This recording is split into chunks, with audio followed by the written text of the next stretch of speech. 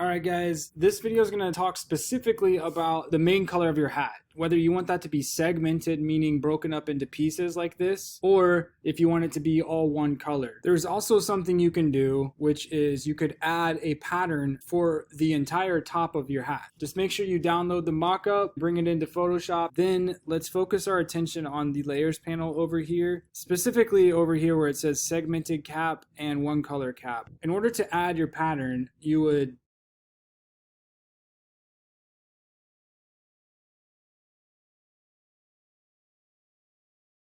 double click here where it says add a pattern. Just make sure you're choosing the thumbnail, and then you would go to Google, find a pattern, download it, and bring it into Photoshop.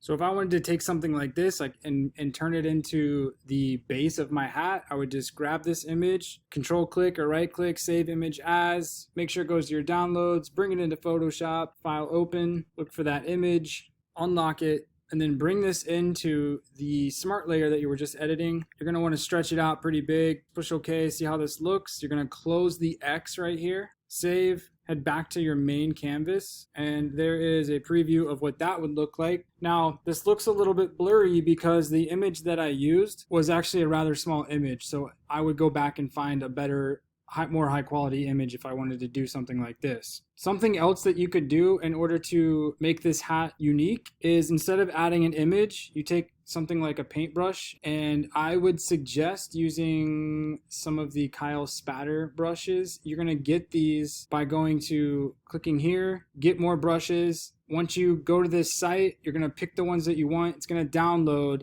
And then once they've downloaded, you're going to say import brushes. Just reach out if you need help with that section. I don't want to make this video too long. It's something we have done before, but I don't expect you to memorize that. But if this is something you would like to do, reach out and I'll walk you through how to do it. But yeah, get more brushes, find the one you want, download, and then import, and then it'll create a folder for you. Anyway, you could take some of these brushes here, create a new layer, and then you could splatter some of this around, and then close it out, push save, and what it's doing is overlaying on top of the base color. So I could change my base color now and still have my brush effect there. So if this is something you would like to do and you want a little bit more help with that, I can slow down, just call me over, or if you're on Zoom, just reach out and then I'll kind of help you that way too. So that's not something I want to save, so I'm going to do a couple undos.